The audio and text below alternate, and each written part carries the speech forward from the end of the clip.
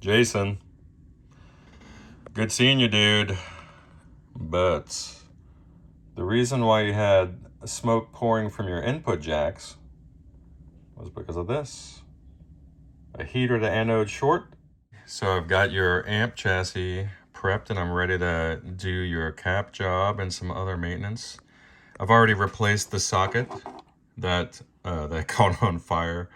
So there's a little progress there, but here's something I wanted to highlight.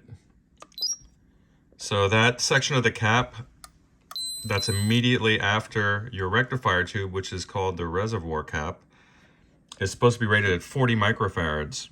Well, you're not supposed to really exceed, much over 40 when it comes to using a 5Y3 because it rips a lot of voltage through it and you could essentially shorten the life of the tube.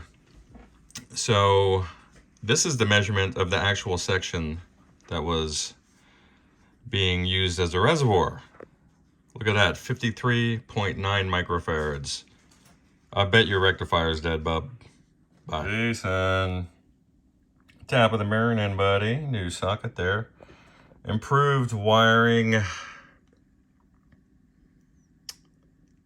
I've improved the placement of the grounds, separating your preamp filter node, making a local node over on the preamp end, away from all the dirty high ripple stuff here near the power amp. That'll be your reservoir cap here for your plate supply, and this will be your screen node there, buddy. So again, the stock configuration was pulling, can't recall offhand, but about 60 microfarads through this poor little 5Y3 right here, which is still alive somehow, and so is your original 6V6.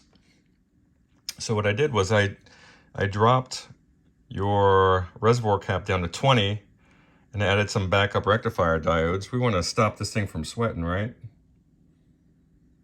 And I bumped up your screen supply here to 40. And then we have a nice 20 microfarad filter node for your preamp, buddy.